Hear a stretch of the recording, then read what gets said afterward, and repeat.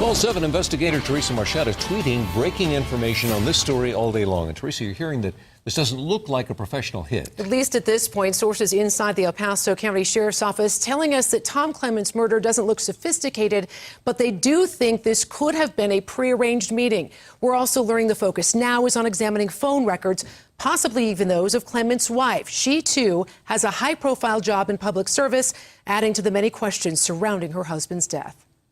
I did. So I did my graduate school training in Missouri and started at a community mental health center as a psychologist. I spoke with Dr. Lisa Clements in January. And so you've been around mental illness for your career, it sounds like. I have. She's the director of the Office of Behavioral Health and the Colorado Department of Human Services. So my staff actually do licensing and do, standards, and they go out and meet with the community mental health centers. Now she is also a grieving wife and mother. RP is a female party stating that her husband has been shot in the chest at this address.